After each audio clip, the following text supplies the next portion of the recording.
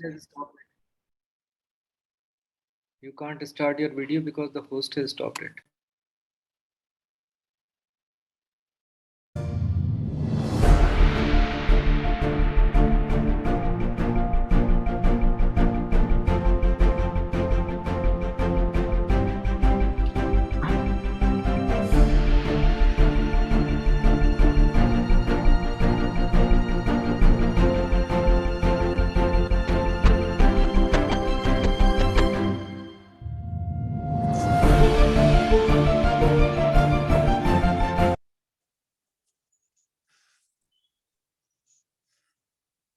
Good evening, sir. Good evening, everyone. Good evening.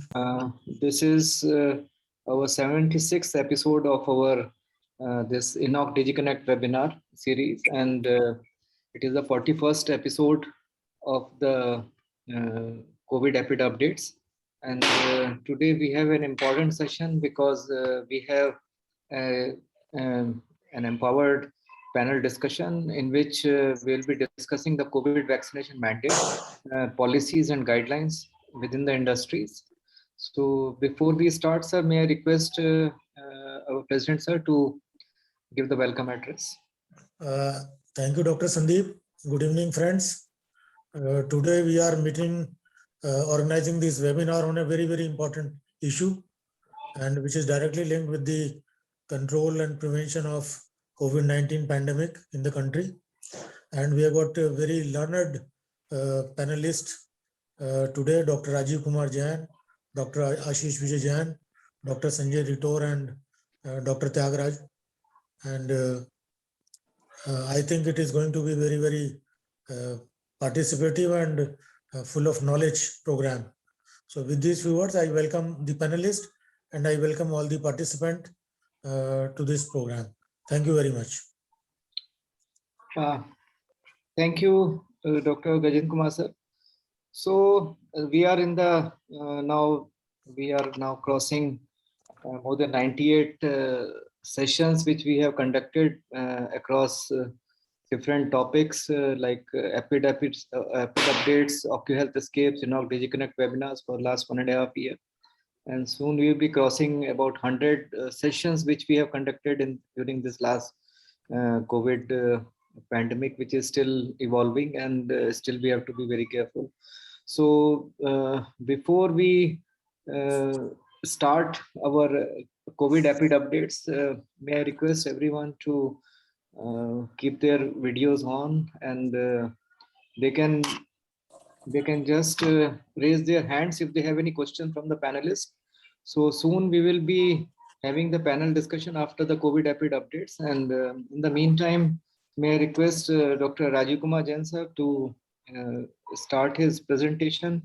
We all are quite familiar with Dr. Rajiv Kumar Jain. Dr. Rajiv Kumar Jain is senior consultant in Indian Railways, and he has been a resource person for every one of us, and he is also fellow of AUST, and he has contributed a lot during this COVID-19 pandemic for last 1.5 years for this enriching experience for every one of us, sharing the latest updates about the COVID and making us well prepared how to mitigate the COVID pandemic in our respective organizations. So may I request Dr. Rajiv Kumar Jain sir to start his COVID Epic update, which is issue 41. Good evening, friends. Today is a momentous occasion for Enoch DigiConnect webinar platform. Yesterday's video that was put up for OcuHealthscapes was the 99th video on that YouTube DigiConnect webinar platform. And today, this episode and this panel discussion shall be the 100th video that shall be uploaded soon after it concludes today evening. Unimaginable. In fact, this proves that resilience is the key.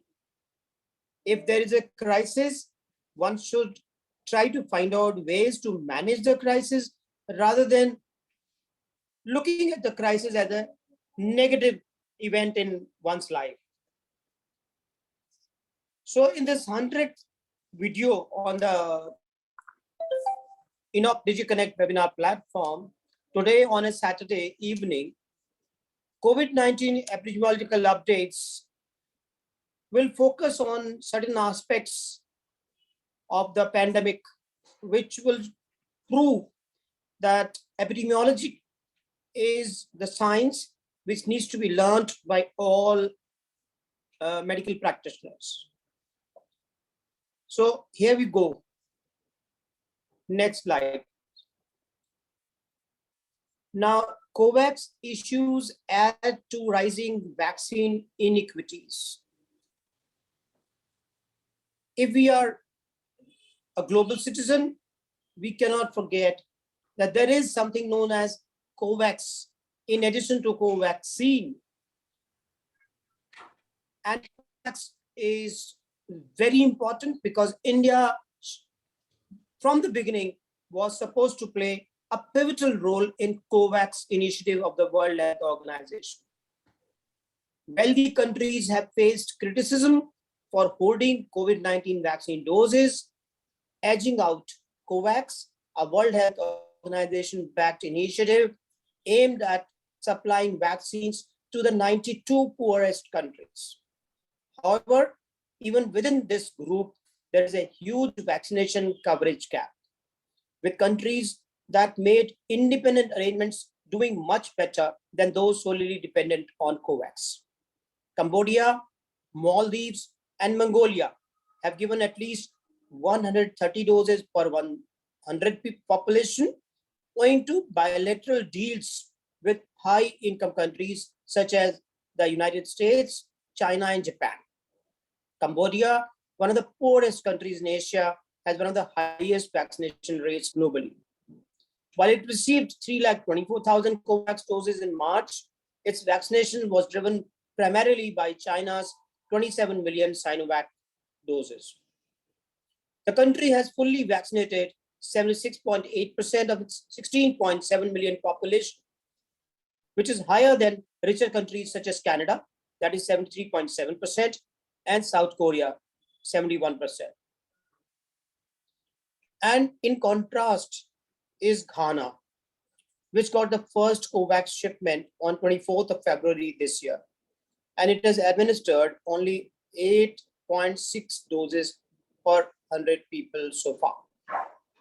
African countries, which make up a third of the COVAX members list, have on average given fewer than 15 doses per 100 population. Cameroon, Niger, and Ethiopia, which relied exclusively on the initiative, that is the COVAX initiative, have administered fewer than 4 doses per 100 population.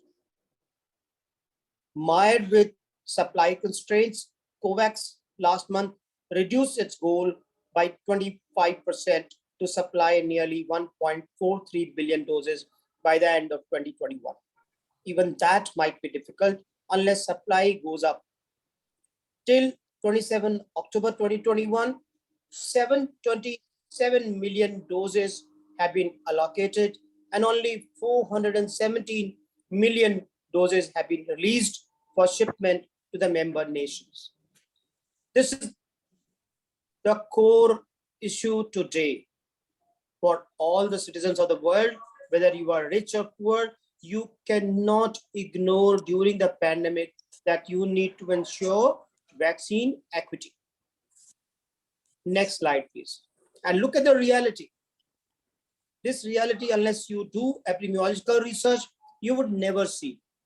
Philippines leads the vaccination coverage growth among populous countries. If you see, Philippines is weekly change in COVID-19 vaccine doses per 100 people is 5.5%.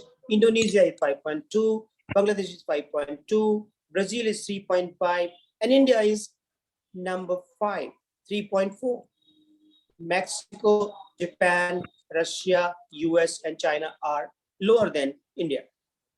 But cumulative COVID-19 vaccination per 100 people, if you look at it, you find China with 155.9 and Japan with 147.5, and Brazil with 126.2, and US 123.4, and India is 74.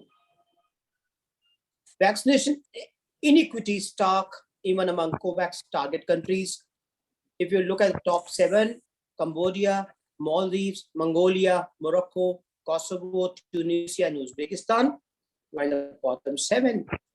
Look at the difference. Malawi, Zambia, Somalia, Nigeria, Sudan, Ethiopia, Niger, and Cameroon. All are African countries. They have not got COVID-19 vaccine. And they are not likely to get COVID-19 vaccine because they are dependent on COVAX supplies. They do not have any bilateral arrangements. Next slide, please.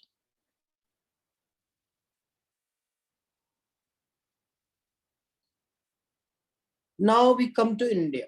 12 states and union territories have given more than 1,000 doses per 1,000 population.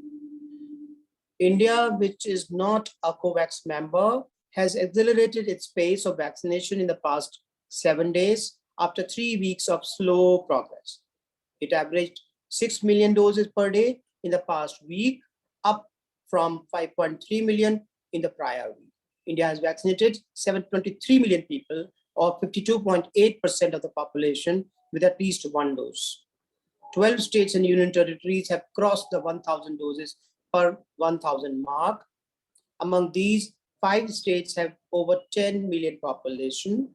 Himachal Pradesh continues to lead in vaccine coverage with 1,212 doses per 1,000 people, followed by Gujarat 1,090, Delhi 1,083, Kerala 1,078, and Jammu Kashmir 1,059. 10 states lag the national average of 755 doses per 1,000 population. 4 of them, Bihar, Meghalaya, Nagaland, and Punjab, have each reported less than 3% increase in cumulative coverage since last week. So if you look at the states with red, and if you look at a gray, and you will see the difference. Tamil Nadu is in gray with 734, and Maharashtra is 786, Gujarat is 1090, Himachal is 1212, and Tripura is 983. So there is inequity in India amongst the states, and we need to tackle this situation more than anything else. Next slide, please.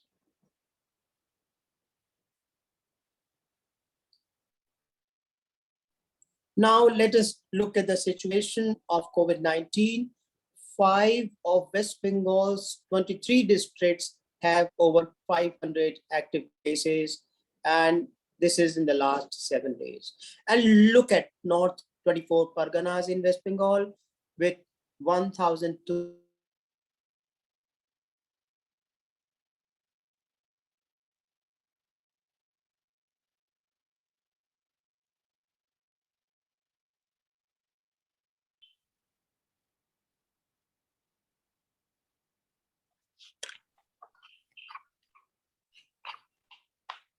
Some technical issue with Dr. Rajiv Kumar Jain.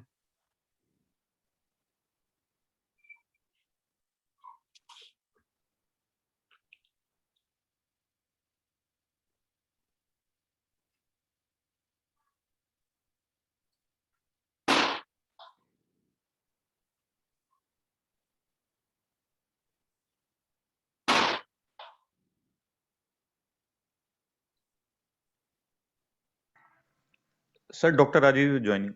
Just joining. Okay. Please continue, Dr. Rajiv.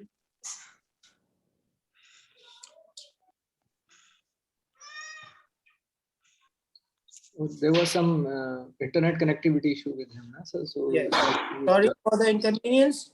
No. Now the connectivity is back. Am I audible? Yes, sir. Yes. Yeah.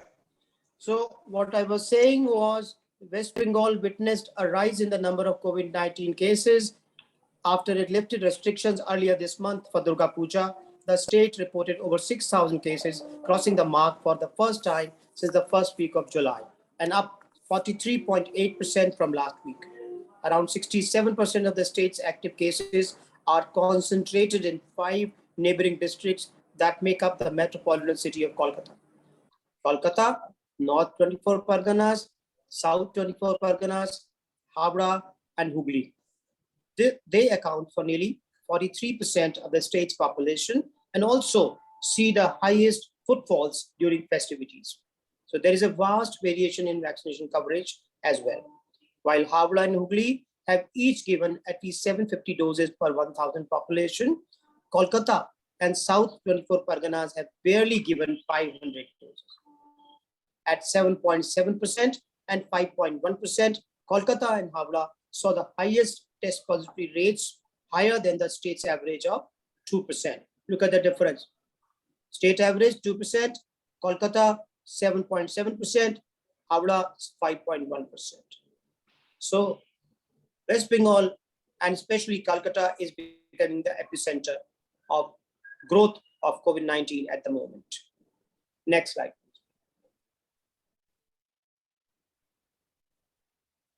There are just 10 districts which account for 50% of the new confirmed cases in the past week.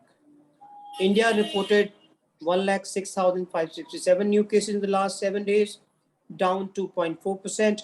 However, 12 states reported a rise in cases, 7 of them by more than 100 cases each. Kerala accounted for 57% of the cases, but this tally has been declining for 7 weeks now. In Assam and Himachal, new infections went up by over 300. Around 30% of the new cases in Assam are concentrated in Kamrup Metropolitan District. Kangra District accounted for 44% of the new cases in Himachal Pradesh. India's COVID death toll went up 2.6 times to 3,574 this week, mainly on account of a reconciliation exercise by Kerala. As Diwali approaches, there is a growing risk of a surge in infections. Masking and social distancing will be key for keeping the infections down. So again, we are back to square one, back to masking and social distance. And we are entering the highest festivity rates in the week ahead. On 4th of November is Diwali, after that Chhat Puja, and then we have in December the new Christmas and the New Year. So let's prepare for it well by ensuring masking and social distancing. Next slide. Now, this is the global situation. And if you look at only green part and see the growth, that is Europe. And I will show you each region separately. You will then see it very clearly what is happening. But at the moment, suffice it to say that Europe, especially UK and Eastern Europe, that is Russia, Romania, is still having a very high growth rate of cases and deaths. Next slide, please. This is the situation of newly reported and cumulative COVID-19 cases and deaths by WHO region. Out of 29,40,000 cases, 25% cases are in Americas. But look at Europe. Look at Europe. Out of 29 lakh cases, 16 lakh are from Europe. That is 57%. And only 6% from Western Pacific, only 4% from Eastern Mediterranean, from Africa, only 1%. So 57 and 25%, Europe and America. So back to square one. We started with Europe and Americas. We are still in Europe and Americas after 20 months of the pandemic, more than 20 months, or we can say 22 months of the pandemic. If you look at the change in new cases in the last 7 days, globally, there has been an increase of 4%. all the regions are showing negative growth, and Europe is showing plus 18% increase if it is week on week in terms of new cases. In terms of new deaths, again, there was overall 5% increase from the last week, out of which all the regions most of the regions are showing negative, but Europe showed 14% increase, and Southeast Asia again showed 13% increase in deaths, and America showed 1% increase in deaths, with a result of which overall increase is positive 5% increase. So we are very much in the pandemic, even at the end of October 2021. And this is a fact which none in the world can ignore. Next slide. Now, this is important. This is important. Now, if we look at the graph of the pandemic in 6 different regions of the world, Americas, Europe, Southeast Asia, Eastern Mediterranean, Western Pacific, and Africa. Now, look at the extreme right of each graph and look at the trend. Americas, the 4th wave is waning, but nowhere near touching zero. But scary is Europe.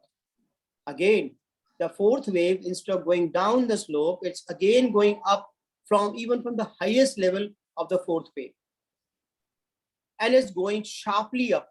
So the gradient is very high. So COVID-19 is raging across Europe at the moment. Southeast Asia, fortunately, is inching towards the 3rd wave, closing down. Eastern Mediterranean region has seen 4 different waves, with one after another higher than the previous one, and still not near zero. Western Pacific region is also having the 4th wave going down, but nowhere near zero. Africa, on the other hand, has a 3rd wave going down towards zero at the moment and is waiting for the 4th wave to come. Because if you look at Americas, Europe, and Eastern Mediterranean, all have had 4 waves till now. Southeast Asia still had only the 3 waves. The 4th wave may come in future. That's the way the pandemic rolls out. Next slide.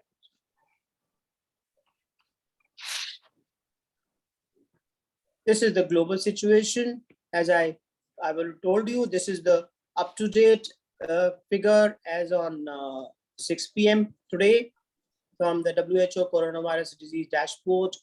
Out of 30 lakh cases, 17 lakh cases in the last 7 days have been from Europe, and last 24 hours, out of 4,56,000 cases, 2,70,000 cases from Europe and 1,18,000 from Americas.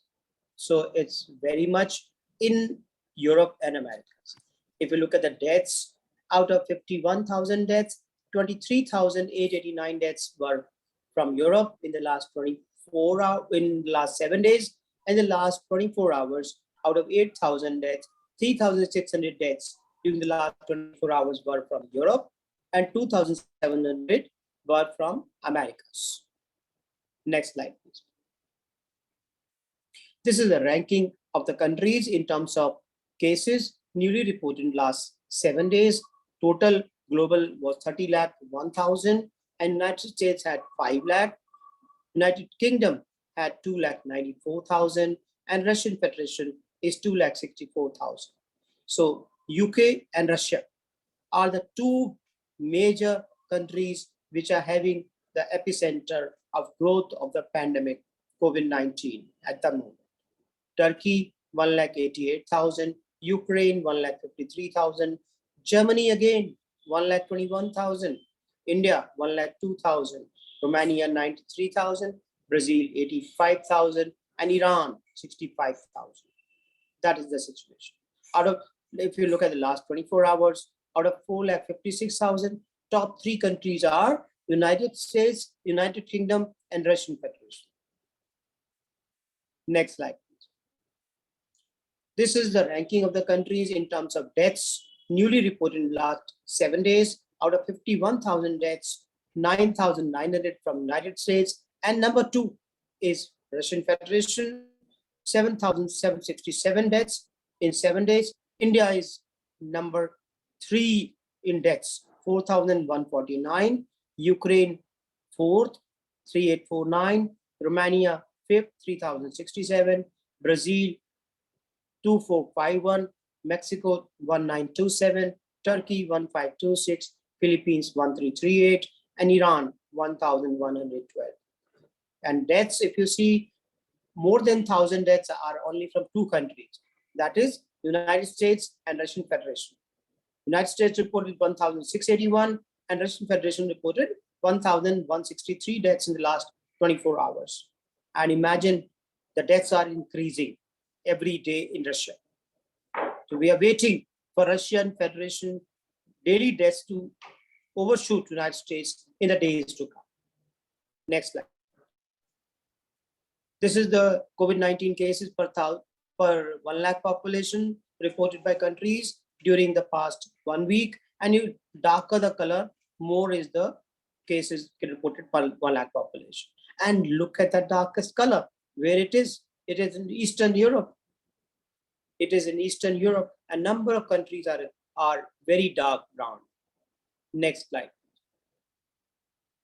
This is COVID-19 deaths per 1 lakh population during the past 7 days. Darker the color, more are the deaths per 1 lakh population.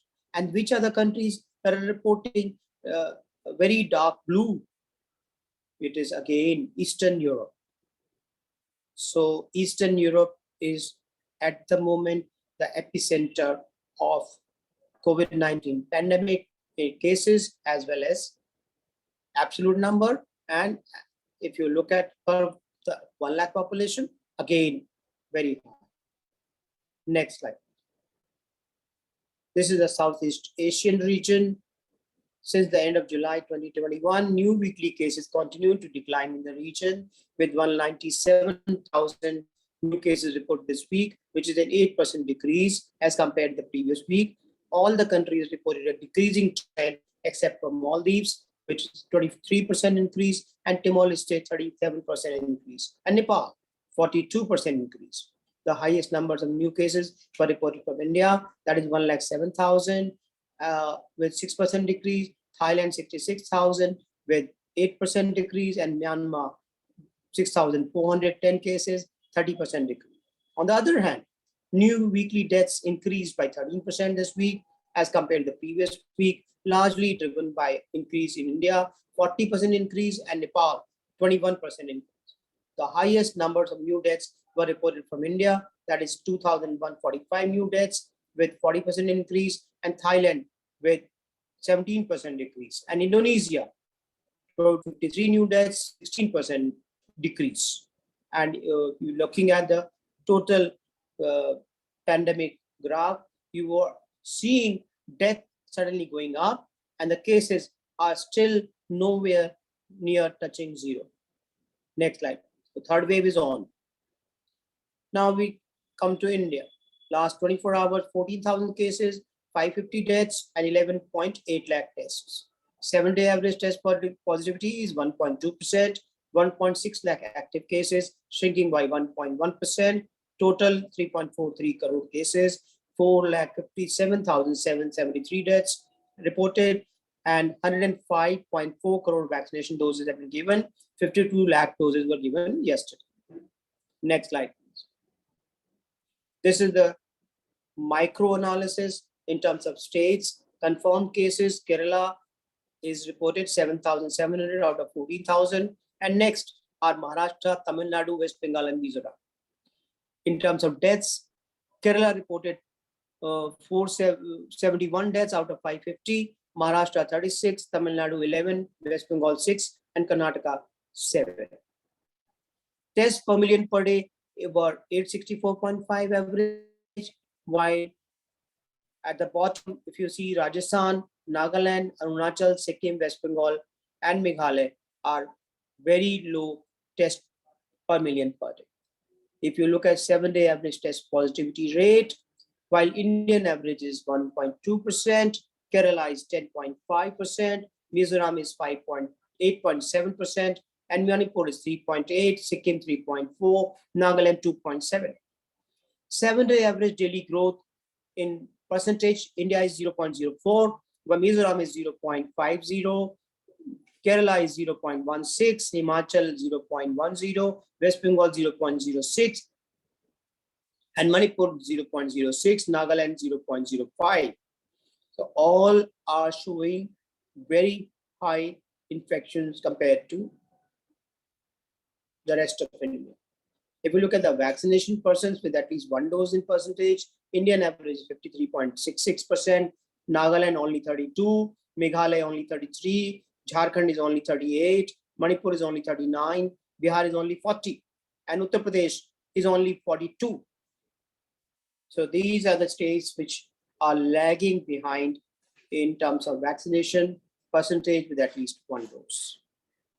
And we are left with only 2 months to say, and that was the target, to give at least one dose to all the citizens, that is adult citizens, by 31st December 2020. Next slide. This is the prevalence of variants of concern in this last 60 days and historic detection. Now, if you look at alpha and the color, now previously no new vaccine of no new variants of concern sequences, and they were all previously detected. But if you look at Delta, that is what is really concerning, and Delta is causing the real infections in UK as well as Eastern Europe, Russia, Romania, and Ukraine. Next slide. Data completeness by WHO region. European region, you are seeing very high. Region of the Americas is also high. But if you look at Southeast Asia, very poor. African region, very poor. Eastern Mediterranean region is also very poor. Western Pacific, poor. So this is what is another area of concern.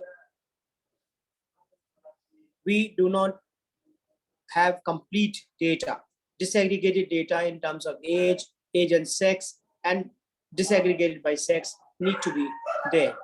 Next slide. This is the distribution of age of confirmed COVID-19 cases per week. COVID-19 WHO surveillance, January 2020 to 22nd October 2021.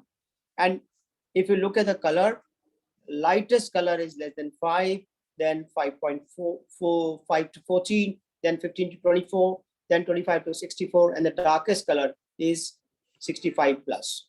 And what do you see? 25 to 64 is the highest in terms of confirmed cases per week. And look at the trend. That is the core group is 25 to 64. Next page, next slide. This is the proportion of age of confirmed COVID-19 cases per week. This is from COVID-19 WHO surveillance, January 20 to 22nd, 12 October. 99 lakh cases. This is the trend. If you look at the trend, you will understand now the growth in terms of younger age group is higher than previously. Earlier infection, if you see the left side, mainly for 65 plus, then major portion was 25 to 64, but now it is also contributing. Major portion is also, substantial portion is also from 5 to 14 and less than 5 years of age group as well. Next slide.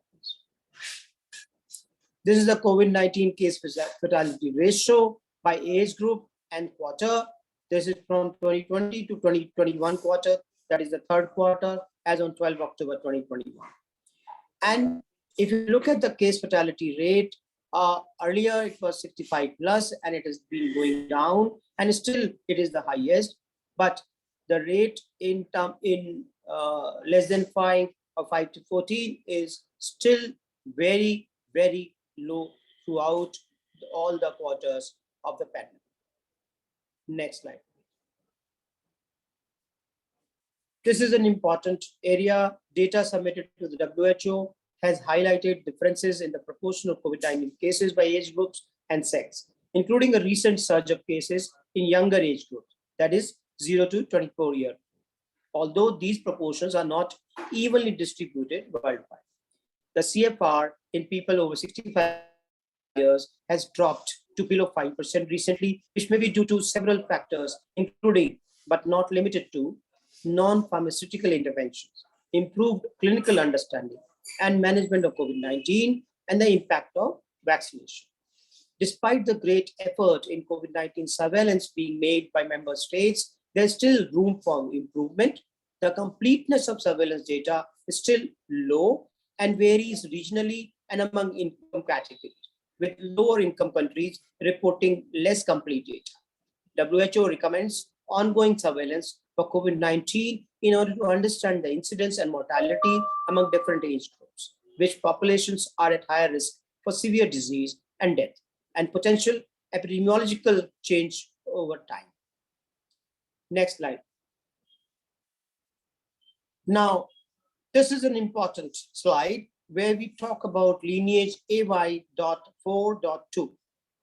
With ongoing spread and evolution of SARS-CoV-2, new branches of the COVID-19 evolutionary tree continue to be defined, including within the Delta variant of concern.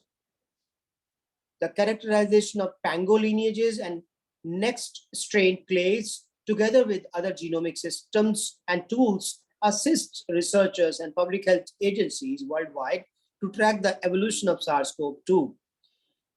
Has recently identified 2 additional subclasses, subclades of Delta that have grown in frequency globally, and therefore currently divides the Delta variant into 3 clades, that is 21A, 21L, and 21J. As per the latest Pango nomenclature, which is more fine-scaled, 67 lineages have been designated within Delta. Each of the 3 next strain clades, that is 21A, 21L, and 21J, correspond to multiple Pango AY lineages. New lineages are regularly assigned as new sequencing data becomes available and processed to define epidemiologically relevant phylogenetic clusters. For example, an introduction into a distinct geographic area with evidence of onward transmission. Past sequences and associated metadata are also retrospectively updated, which should be taken into account when interpreting GSAID data. NextStrain has recently identified 2 additional subclades of Delta that have grown in frequency globally, and therefore currently divides the Delta variant into 3 clades, 21A, 21L, and 21J, as per the latest Pango nomenclature, which is more fine scale. 67 lineages have been designated within Delta. Each of the 3 next strain correspond to multiple Pango lineages. So AY.4.2 is a newly designated Pango lineage within Delta variant concern, which has 3 additional mutations, including 2 in the spike protein, A222B and Y145H. An increase in AY.4.2 sequence submission has been observed in July 2021. And as of 25th of October, over 26,000 AY.4.2 sequences have been uploaded to GSAID from 42 countries. The majority, that is 93% of these sequences, were reported from the United Kingdom, where a gradual increase in the proportional contribution of AY.4.2 has been observed, accounting for an estimated 5.9% of overall Delta cases reported in the week beginning 3rd of October 2021. Epidemiological and laboratory studies are ongoing to assess if AY.4.2 confers any additional phenotypic impacts, for example, a change in transmissibility or a decrease in the ability of antibodies to block the virus. So that is the current position for AY.4.2. Next slide. I'm grateful for your generosity because of your attention, and attention is the rarest and purest form of generosity.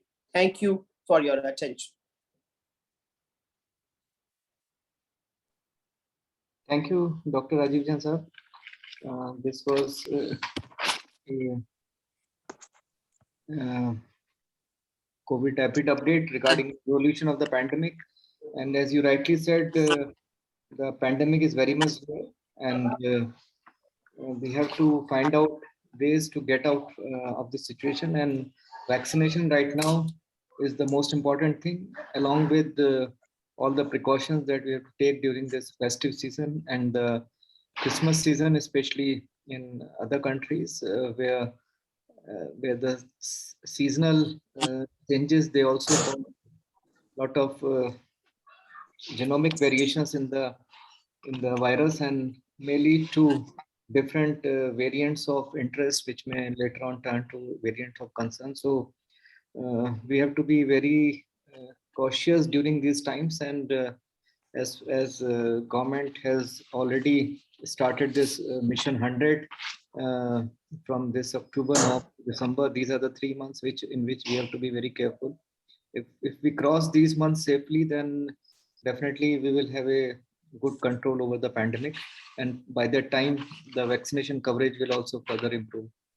Now the questions and answers we will take along with our panel discussion, sir.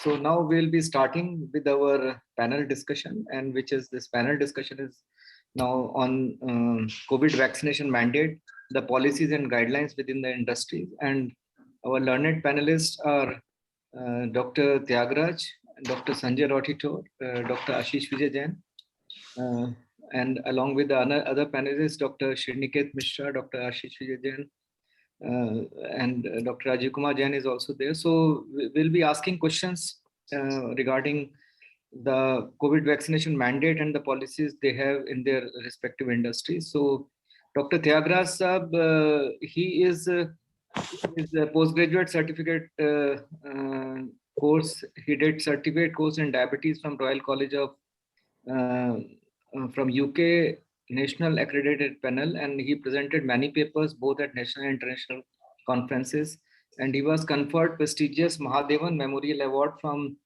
AOHK, and he organized secretary for 63rd National Conference of IUS 2013, and under the guidance of Palakshana, Dr. M.B.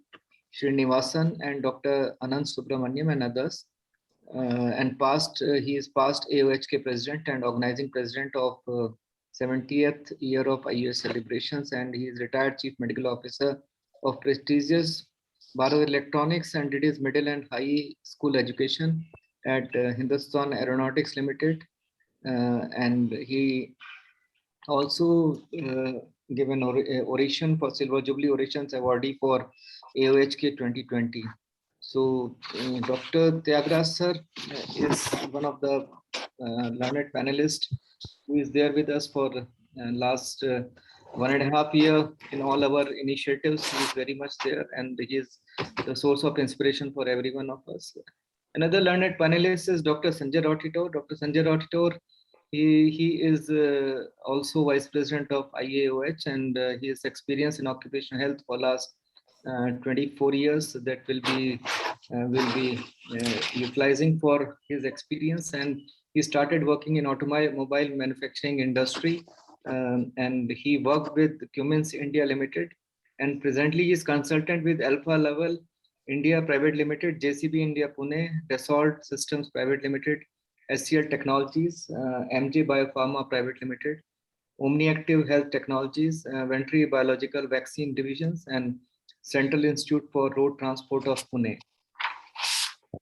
Third panelist is Dr. Ashish Vijay Jain. He is our vice president for AUSD, and he is head employee health and well-being from Consumer Healthcare Global GlaxoSmithKline at GSK, and he is currently working with GSK, where he leads the global delivery of health and well-being for consumer healthcare businesses worldwide. And he has taken up roles in increasing responsibilities spanning from country lead, health lead to cluster EHS to regional head and global health and well-being partner for consumer healthcare vertical. And he is a very sought after speaker and has presented at various national and international forums, and he is also a good resource person for our initiatives at Enoch, and his areas of expertise include developing and implementing strategic evidence-based business solutions on health and well-being, resilience in mental health, health promotion, and non-communicable diseases. So these are the learned panelists whom we have invited today for this great panel discussion. And may I request Dr. Sanjay Rotito sir to speak on this particular topic on COVID vaccination mandate. What are the observations, his observations in different industries? What are the initiatives these industries they have taken regarding vaccination of their employees and their offsite vaccination programs also in the community? How you have taken care of the awareness amongst the masses in the organizations? We would like to know from you so that we can take this discussion forward. Dr. Sanjay Rotito. Thank you, Dr. Sandeep, and good evening all. And thank you for the invitation for given to me as a panelist. As on today, basically, I like to say I'm working in multiple sectors. Basically, I've got exposure in manufacturing sector in Alfa Laval and JCB, and both are heavy engineering industries. And in pharmaceutical, there is MJ Biopharma, OmniActive, and Ventri Biological Vaccine Division of Venkateshwara Hatcheries. And Dassault System is a software, and third is HCL Technology. Out of all this, only HCL Technology employees are working from home. Otherwise, Dassault being software also, they were continuously working with a low strength in their offices throughout the year. First of all, what I saw, every industries, the managements were scared of, and after the first lockdown, in particularly March 20, it was a panic created, and to start up the industries, basically they wanted all workforce to start the industry. They were going down with the productions, and they wanted to be on a productive side, but at the same time it was a great fear. So being Alfa Laval as a supplier to the pharmaceutical industry projects, that is the Serum Institute plants for vaccination that has been prepared by Alfa Laval. So they got a permission to start Alfa Laval from particularly April 20. The 15th of April, they again started after 15 days gap. And at that time, the all guidelines and coming from the task force and all guidelines coming from ICMR. We were studying those and we implemented those. At that point of time, employees were not able to come due to their weakness in the mind, or fear was quite a big factor. So everyone used to consult me on the phone. At that point of time, we had very less of the number of the cases, but fear was a big issue. So as an awareness, we started online webinars for corporate health. Under corporate health, basically the all corporate staff also and the associates also. So I conducted 3 awareness sessions at that time at a frequency of every monthly. And in JCB also, we started in May 20. So it was a gap of 1.5 months. And for associates, we started the awareness sessions. But at that point of time, vaccinations were not available. So everyone was panicky. So quite a good support given by HR also, and the facility teams from software industry, that is Dassault also. And then we started with the telemedicine. So for telemedicine, typically for Dassault Systems, what happened, they had given all software and PCs and all to their employees, and they were working from home. Much of them were working from home, and not they were getting infected, but their family members or their in relation members were getting infected by COVID, and they had formed a special COVID basically center and Dassault system, and they used to divert all the phone calls to me. And in second wave, it helped me like anything, because all employees all over the India, they were separated, and from every part of the country, Bangalore or Orissa or Delhi, I used to get a calls from the employees, and we used to give the prescriptions, and then the insurance companies told you monitor these things daily, SPO2 and all these charts, otherwise you won't get the reimbursement. So at that point of time, they started updating me every day. So it was a hectic journey actually in February and March. And at the same point of time, actually, I also suffered from COVID infection, but it was a particularly April and March were such season 21, second wave was such a season ki, I was writing prescriptions continuously and continuously on the phone, but everyone was happy. And for during that time also, we took 3 to 4 online sessions for Dassault System employees also. And in pharmaceutical units were on, and as and when the vaccines started, everyone's corporate drive, every company's drive was every employee should get a vaccination.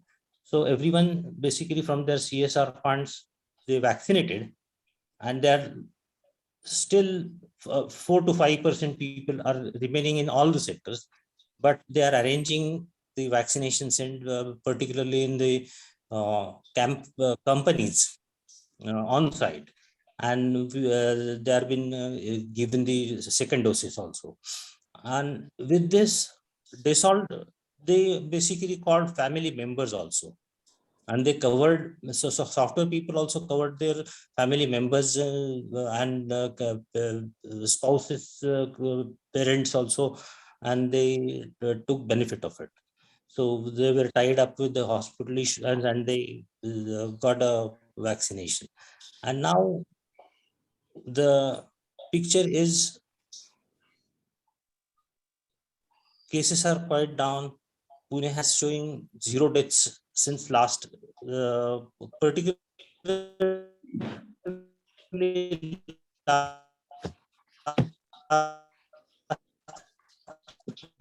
last 1 week. So it's human behavior, and we know you act some you get relaxed in your behavior, and you catch the infections. So that is one thing, and will be always thinking of it may be required a booster dose. So looking at a vaccination, what we see, particularly 35% of our population may be less than 18, and still they can't be vaccinated by this time. But the problem is we have to cover 91 crores of population for 2 doses. That comes to 182 crore vaccination has to be completed. And looking at this rate, I think we can cover up to 80% by December end for the second vaccine. But let us see. But the companies are very, what we say is empathetic on the issues, and they are giving support. They are also giving support. Dr. Rotito, there is a specific question whether you have covered all the employees and their family members and the contractual workers in your organization with both the dose of vaccine. Still, yes, they are to be covered. Second dose is not completed till, but in manufacturing sector, it was difficult for us to cover the family members. Is the vaccination mandatory in your organization, or they have been given some exemptions? No. Basically, what we have done in KCB, the new contractual employees, what we are asking for to join, we are looking at they have completed their both the doses. So, is there any policy And regarding for employees, it is any policy circular which has been issued by these companies? Like if you are not vaccinated, then the medical facilities and other things won't be provided to you until unless there is some exemption on some medical grounds that they can't be given vaccination. Not- So it is not all yet. it is all voluntary, and it is not mandatory. But Government of India, they in many organizations now the vaccination is mandatory, and they have to take the vaccination. Otherwise, even punitive actions they can be taken. So I'll come back to you, sir. Thank you very much for the insight you have given for the vaccination strategy in your companies. Dr. Tyagaraja, sir, can you share your experience regarding workplace vaccination drive in your organizations where you are attached to? At the outset, it gives me great pleasure, sir. Thank you for inviting me to this panel, especially the President, Vice President, and the Honorable Secretary. We have the basic thing is by providing information about COVID-19 vaccination and establishing supportive policies, practices, equitable practices, that is, employers can help increase vaccination uptake among workers. Employers should share clear, complete, and accurate messages, promote confidence in the decision to get vaccinated, and engage employees in plans to address potential barriers to vaccination. The information presented below explains the benefits of employees' vaccination. The potential benefits to employers are: keep the workforce healthy by preventing employees from getting COVID-19. So that is number one. Number two is help protect clients, customers, and visitors from COVID-19 illnesses, reduce absence due to COVID-19 illness, and improve productivity and improve morale, build trust and response to your employees' needs and cultural norms. That is for an employers. And employees, they prevent COVID-19 illness and long-term complication by taking vaccine, and reduce absence and doctor visits due to COVID-19 illness. Help protect family and household members from COVID-19 illness and improve morale. Our company, as of I know, and in the Bangalore, most of the companies given vaccination at the pre of the cost to all the employees and all the contract laborers and even health workers. In hospitals, it has been given to everybody. All the 2 doses has given. That is the mandate of Covishield they gave from first week to 4 weeks onwards they implemented. Later on it has come as a 12th week. And we have for the retired people, we have made on-site at the workplace where the existing occupational health clinics has been utilized. Employees have run temporary vaccination clinics also. Mobile vaccination clinics also we have done, and local health department also we have taken.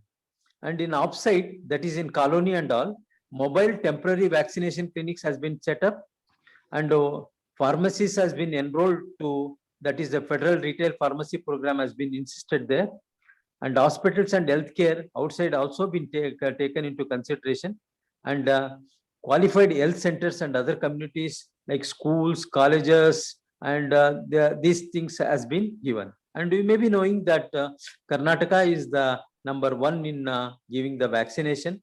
Really, we have covered a lot and people, but unfortunately, what is happening is there is a lot of relaxation, just like in Bengal during Durga Puja, there was a relax. And now also we see that there is one superstar has been died, and yesterday and today we are seeing long queues. Nearly more than 1 million people have come to see him because of his family background. His father was the superstar and Dada Palke award winner, and he is also one of the best actor.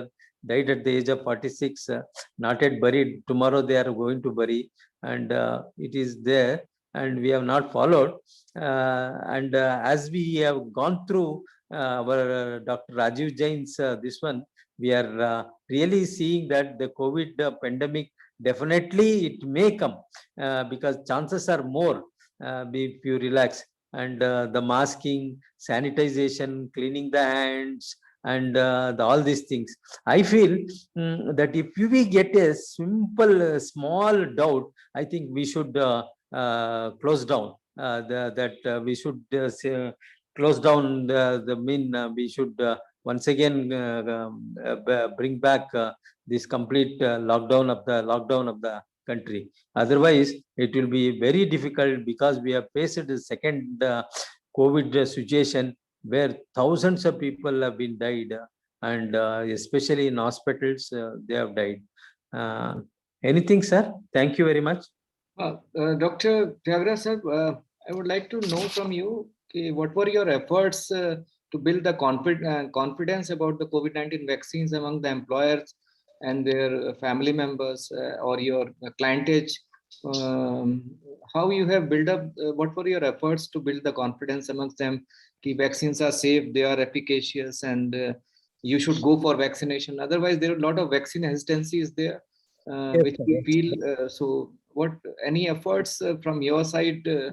We build vaccination confidence by making confidence visible in our workplace. That is, we discussed with the vaccination policies with labor and management representatives. The HR has been involved and the labor trade union has been involved. You use the organization leader as a role models and identify employees at the level in our workplace to be vaccine champions.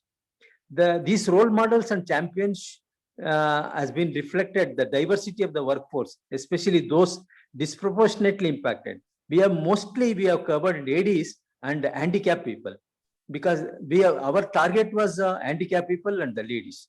And we invited the leaders and the champions to share their personal reasons for getting vaccinated and remind employees why it is important to be vaccinated.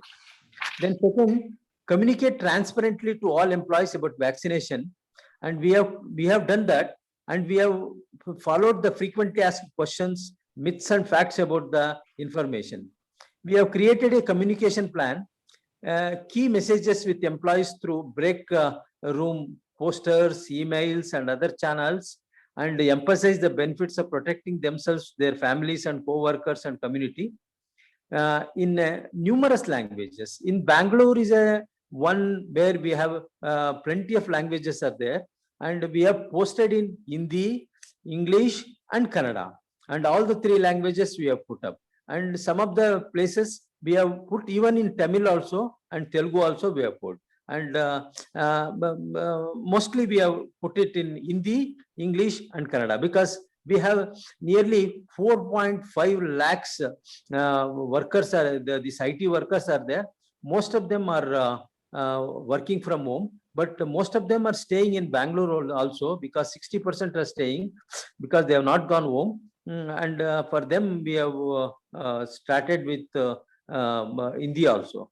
And we have brought the physicians a trusted provider of the question answers and inviting doctors for public health experts about the ethnicity and the cultural identity of the workforce we have seen. And if the Tamilian is there, we have brought the Tamilian doctor. For Hindi is there, we have brought Hindi speaking doctors, and Kannada speaking doctors we have brought. And we have explained this Pramutara to visit our workplace and talk to our employees. And the decision to get vaccinated, and we have celebrated it. We have given stickers for employees to wear after vaccination and take selfie on social media. And the poster pharma partnership, local public health departments or any other community health based organization also to promote vaccination, we have put posters also. And we have informed the regular updates on topics like the benefits, what are the benefits these employees are going to get, what are the safety is there, and what are the side effects and the effectiveness of the vaccination. And we were clearly communicated it to our employees, and also our employers are really helped, and without their cooperation, it would have been very difficult for us to implement it. And it is the employers we have implemented, and the government also, especially the public health people and the primary health centers and many huge hospitals, and they've all given free vaccination to employees. And those who can afford this, some of the corporate hospitals also given vaccination to them. Great efforts regarding this leadership commitment by the respective organization leaders, and your efforts for communication transparently and effectively regarding the vaccine benefits and regarding the effectiveness of the vaccine, and your efforts towards the vaccine acceptability, that is commendable, sir. And we need to vaccinate almost 100% of our beneficiaries, then only, and we can have a good control. Now, third sharing of experience will be from Dr. Ashish Vijay Jain. Dr. Ashish Vijay Jain, you are working for a global company where you have a lot of employees who are spread out globally.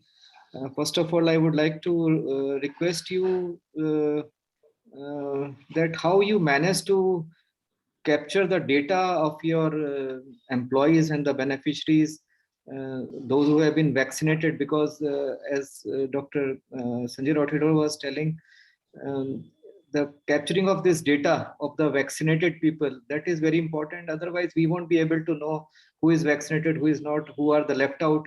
Accordingly, the managements, they have to take necessary actions, whether to increase the drive, or when to start the booster dose if it is allowed by the government of India.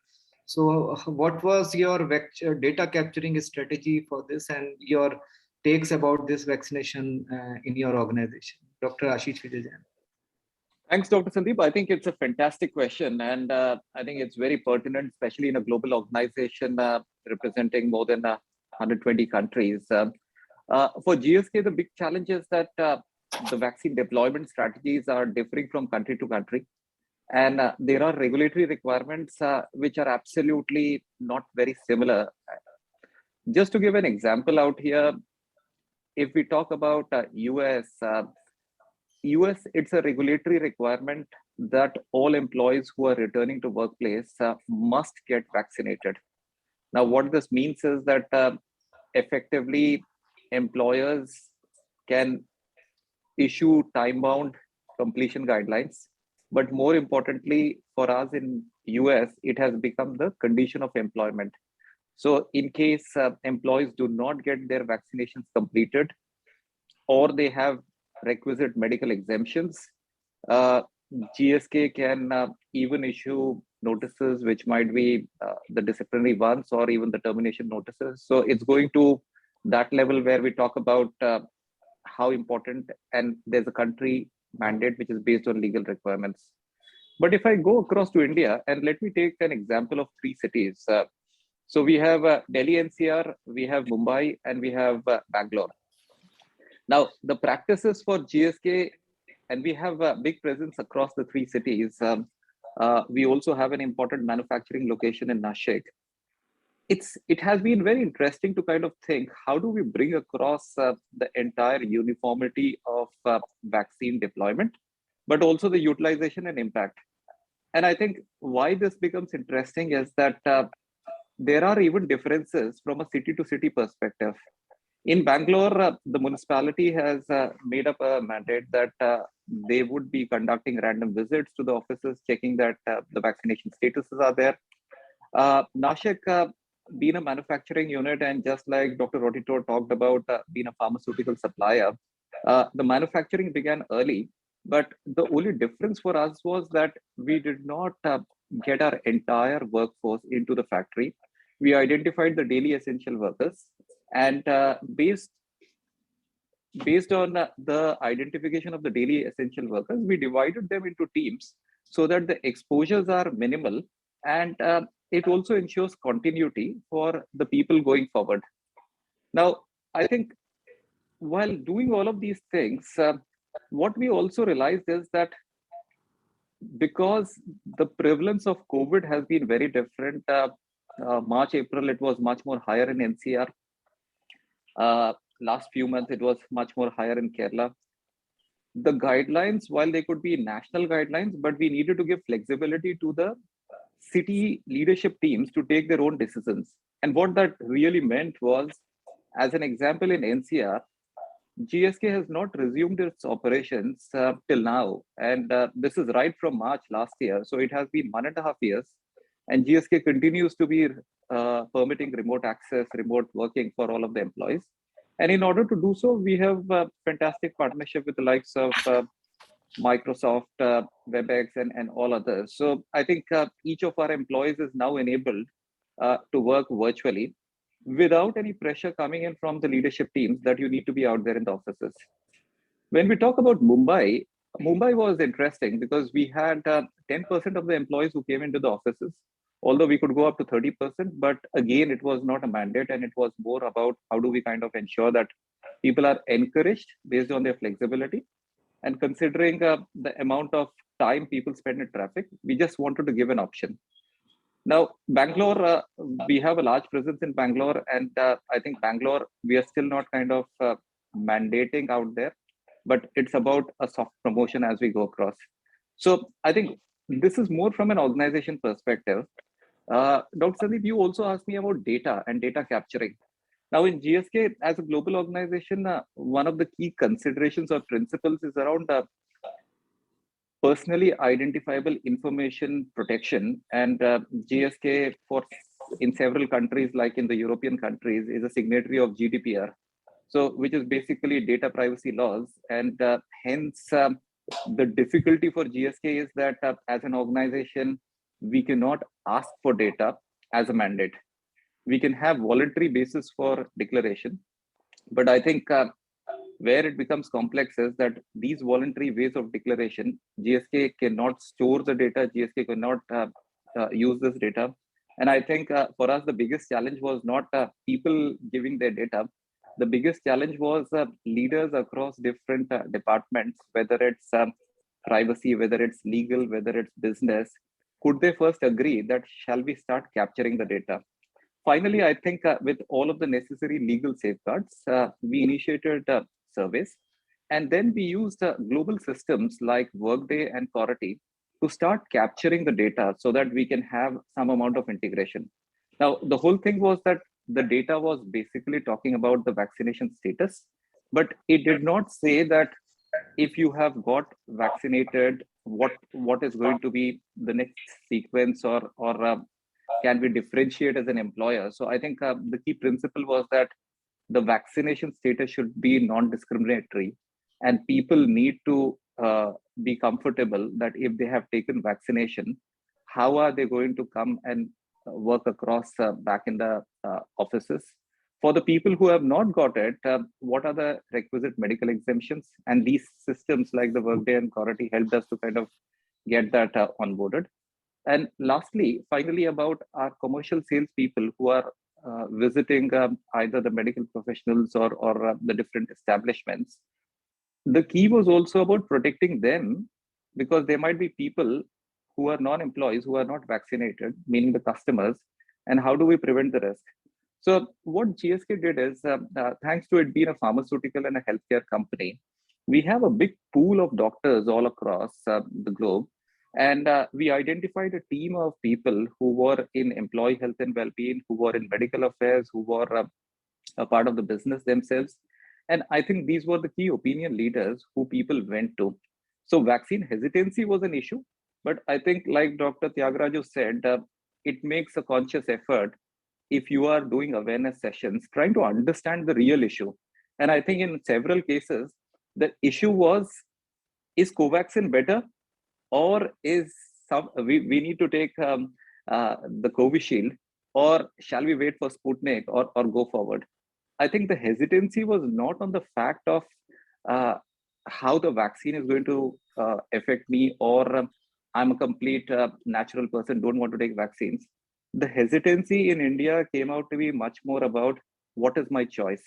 And I think once GSK understood that the basic issues are about vaccine related choices, we then ensured that people were given a choice that in addition to Covishield and Covaxin, whatever vaccine they take up and whatever is available in the market, GSK is going to reimburse that not only for the employees, but also for the dependents. Now, this ensured that suddenly people's thinking improved because naturally some people wanted to go for a selection, but more importantly, they were not vaccines which were available equally. When Covaxin was available, people wanted Covishield. And when Covishield became available, people wanted Covaxin. So I think what we also did is we started partnering with Fortis, with a few hospitals, and we said to employees, we are there to support you. You need to decide about what you want to take. If you're going through the government system, it's free. But if you don't go through the government system, we are going to reimburse. Now, all of this started bringing amount of satisfaction among the employees. And I think in the end, it is about employees feeling that employers are putting in conscious efforts, true efforts, and they are not going to kind of force us into doing something which is not right. So when this confidence started coming up, I think our numbers started improving. And I can't say as of now that we are still 100% vaccinated for both the doses. This is a process and it's still going on. But I think we have improved as an organization. My only last bit out here to add is that in GSK, there is no regulatory mandate in India that we need to do this. We are still discussing, talking across with peers about any policies which might be, like Dr. Sandeep said, restriction of benefits. Shall we do that? I think we have still not been able to gain a consensus at a leadership level. We might go and discuss this again in the first quarter of next year. We want to ensure that we have given enough time to our employees so that they feel that, yes, I think within a year, the vaccine was available. We had the choices.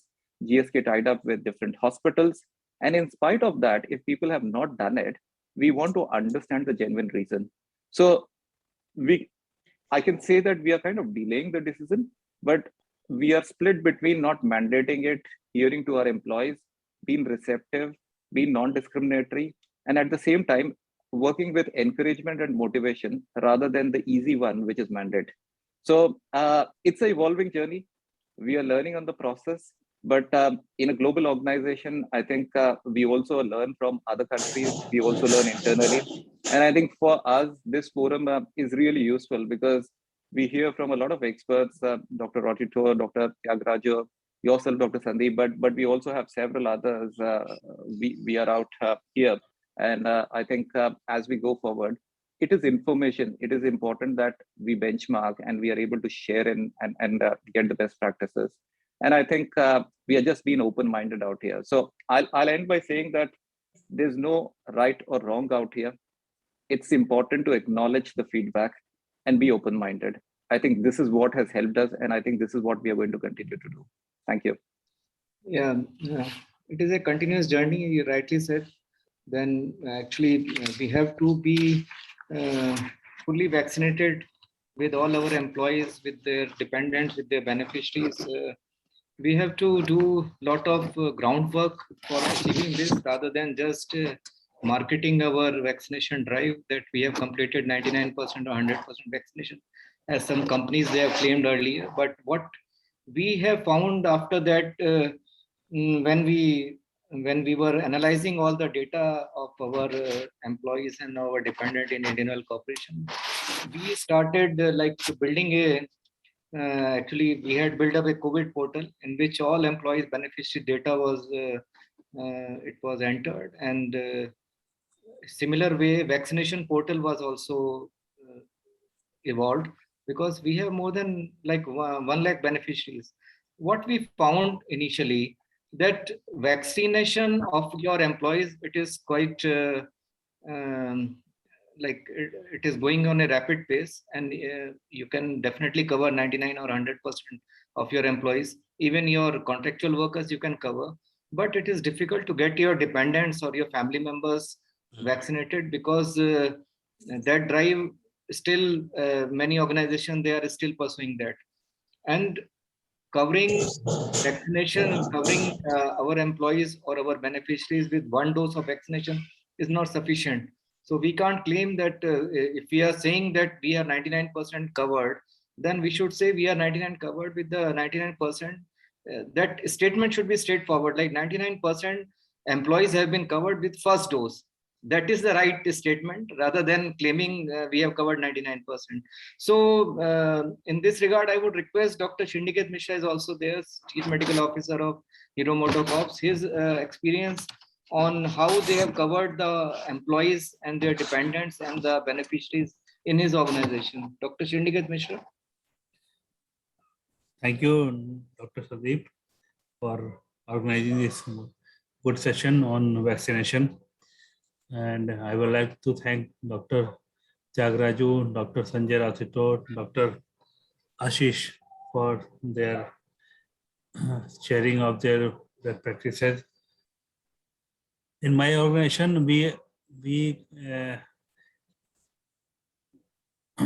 facilitated the first dose vaccination for the employees through the private organization. Mostly around 80% coverage was through the private organizations like Apollo Hospital and various other organizations. But the second dose we facilitated through the government agency. So currently we have 90% coverage for the second dose.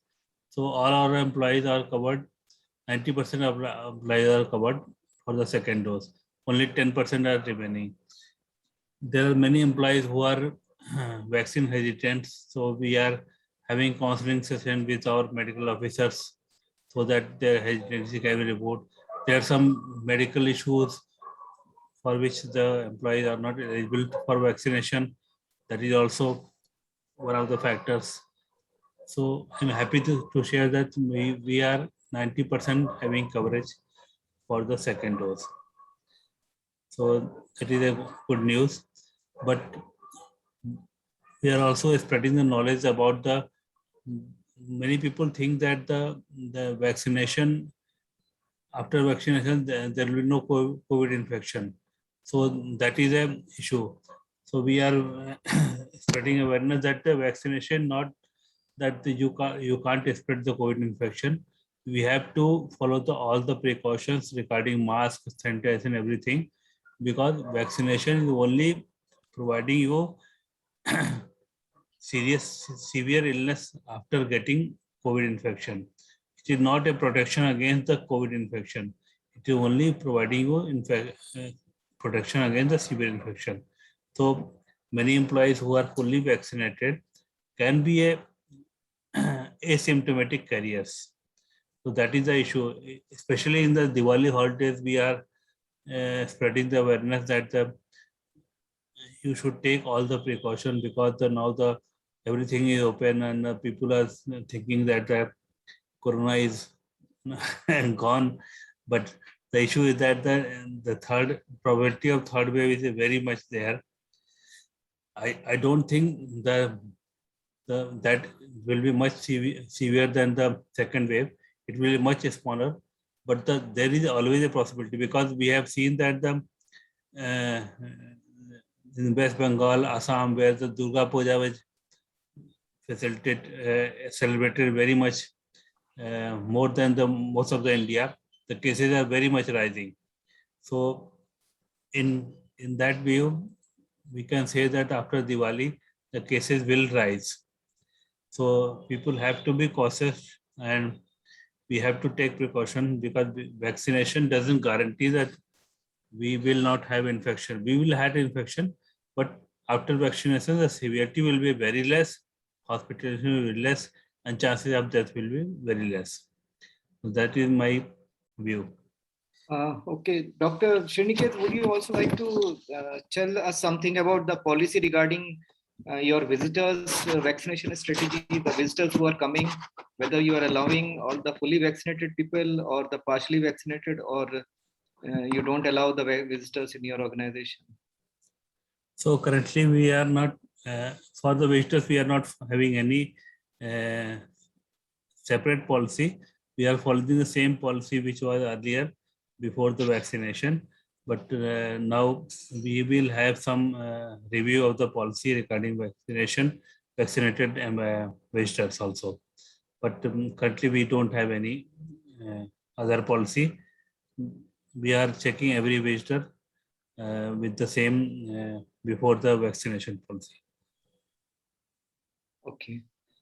Dr. Tyagaraja sir, many organizations actually they have issued circulars in their respective organizations that if you are not vaccinated, then it is your responsibility, and if you get COVID after that, then the medical benefits will be restricted, and the benefits in the form of leaves also that will not be given. So have you heard of any such circulars in your organization? Yeah,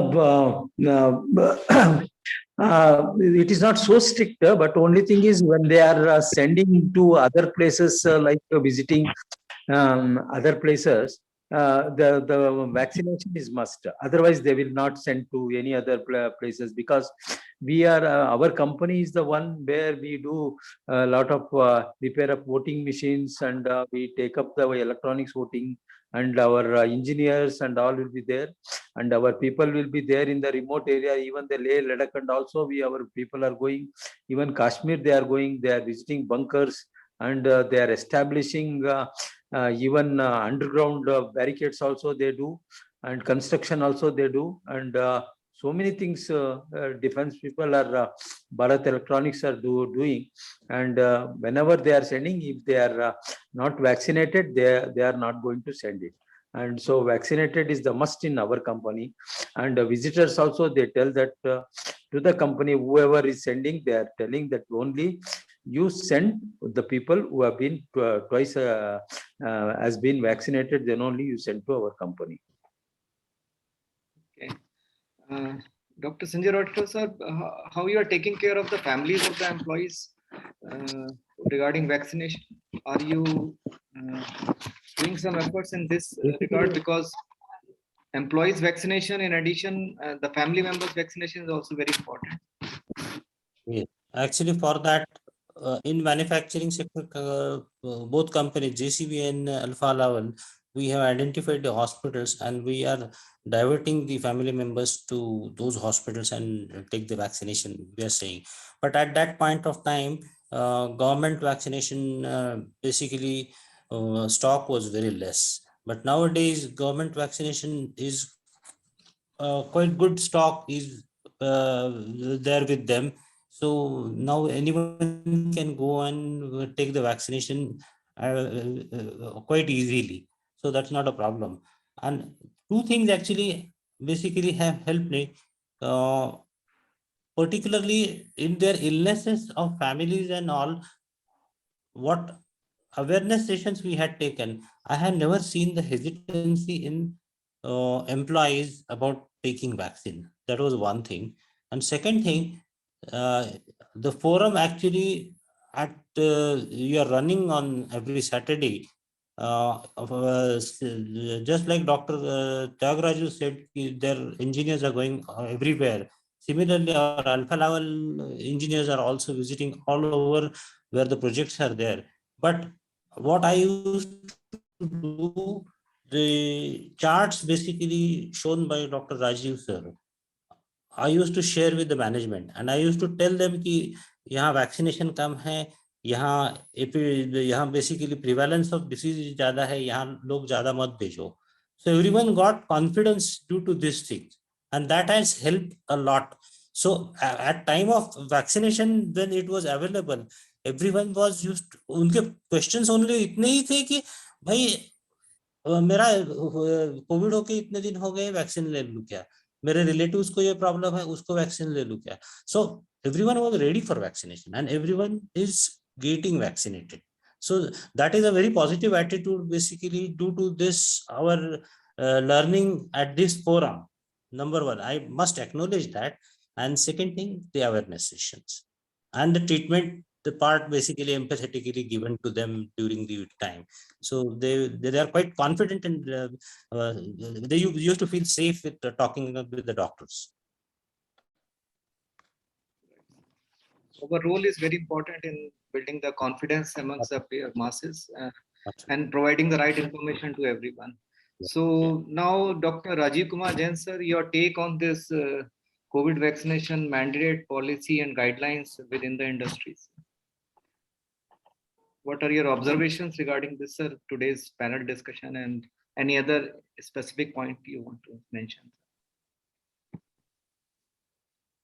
I just appreciate the way all the panelists have expressed their opinions.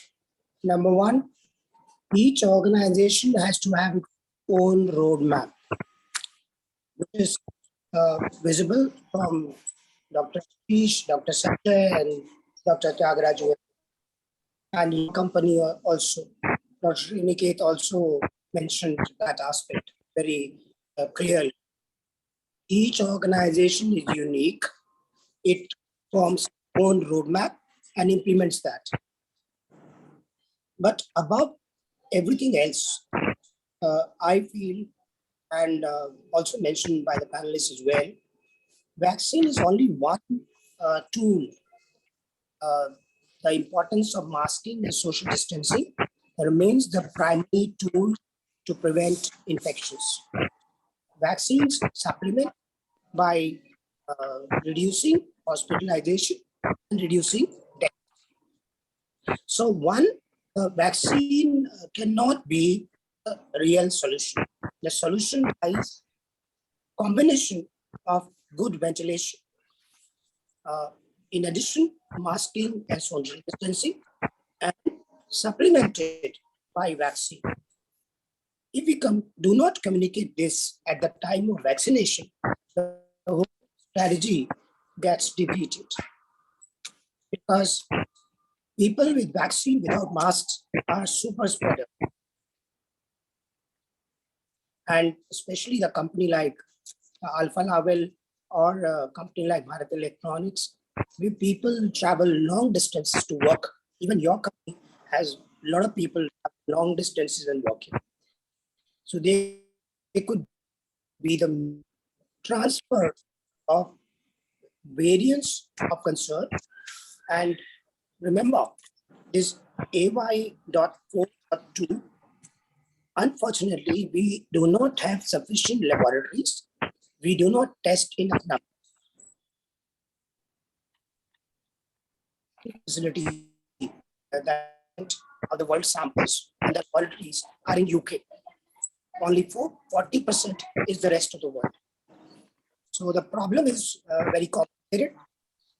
We do not know when this variance of concern with AY4.2 is going to scale up in India.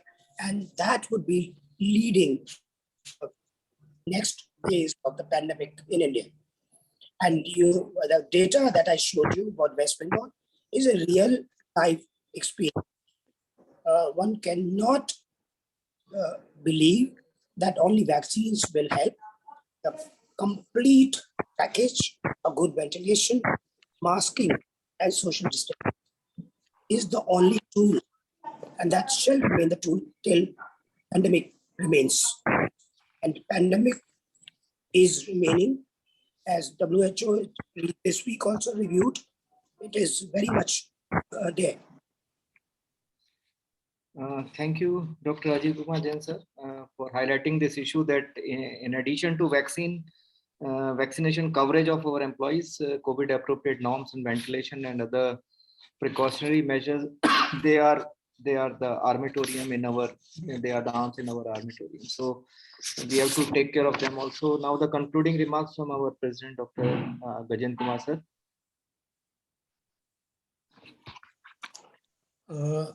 First of all, I compliment all these speakers for giving absolute insight about the working on the vaccination program in their respective organizations.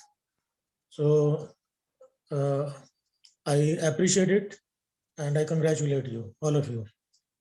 So please bear with me because the children outside, they are celebrating Diwali, though it is still 5-6 days, and in spite of the ban from Supreme Court, the children and the people are fully enjoying the firework. So in between, you may be getting some noises. So please bear with it. So anyway, see, India has a robust history of vaccination program in the last 70, 80 years. We could able to eradicate smallpox from the country through vaccination only. We could able to eradicate polio through vaccination only. And at that time when the resources were very limited, still we could able to do it. Now, fortunately, the infrastructure and resources, both are in place, very well in place.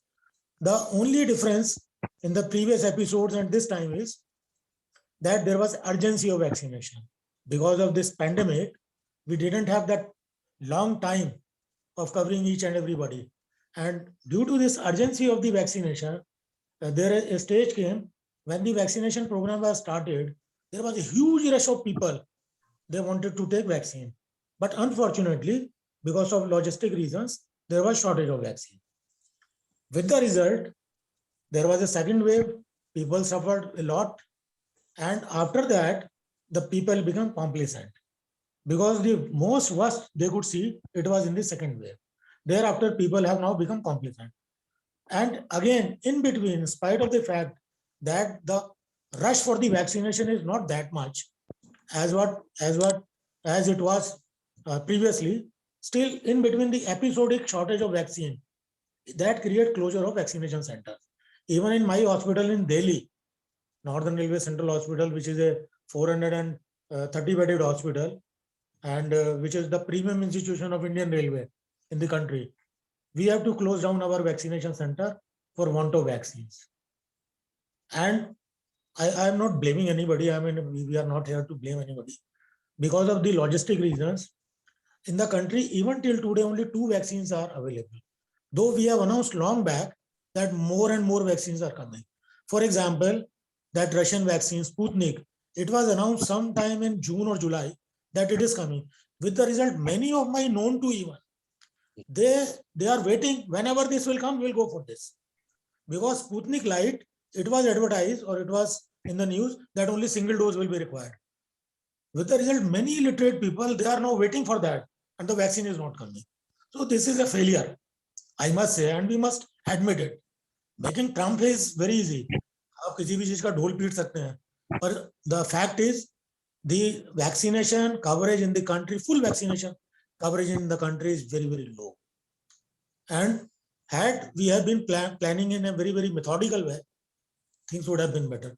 Another factor which affected the vaccination program is that change of duration between the first and the second dose.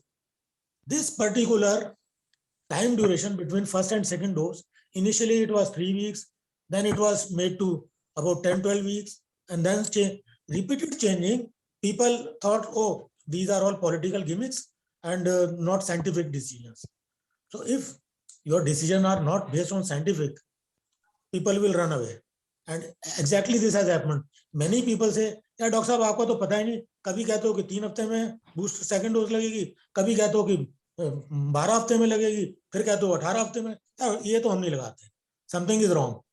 So with these are the, I mean, hard truth, and we must accept. But in spite of that, I must appreciate the health personnel, the health administrator, and the robust health infrastructure in corporate and government system in the country, which we laid down over the years, in last 70 years, that we could cover so many people with all these constraints.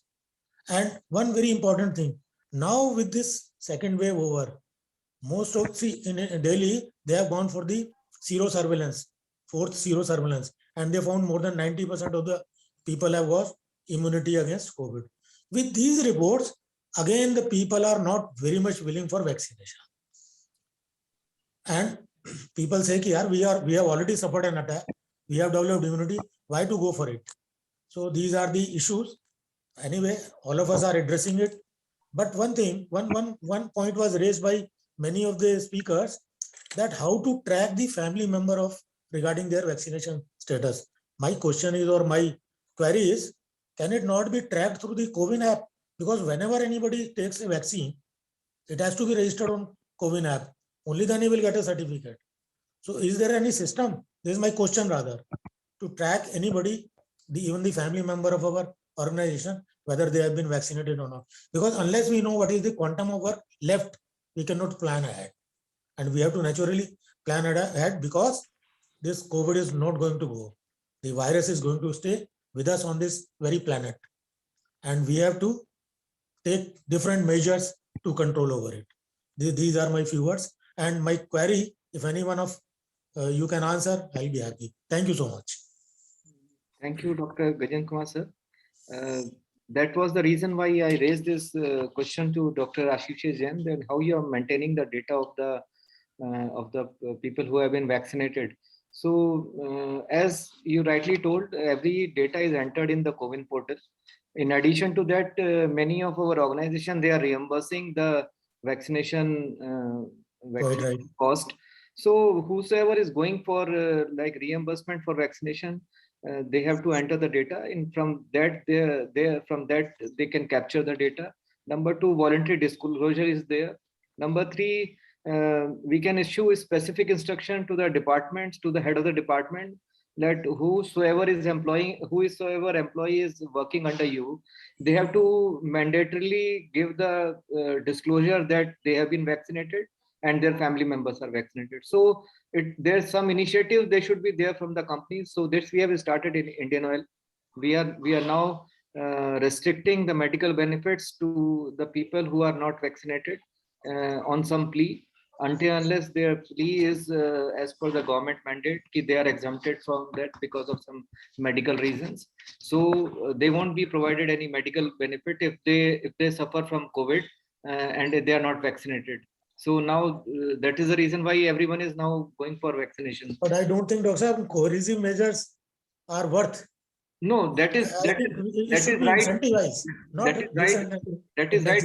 We are doing both the things. We are incentivizing also, and we are taking some disciplinary or strict actions also. Otherwise, employees, you can get 99-100% vaccination, but regarding dependents, there will be a lot of hesitancy and lot of resistance from them. And even if they are vaccinated, their data won't be there until and unless they put the data in the portal. It won't be captured. So even though they are vaccinated, but the data is not available. So we have to mandatorily ask all the employees to put their family members' data. Like they have to declare the dependents every year. So in that way, they have to declare that their dependents, they are also vaccinated, who are staying under same roof.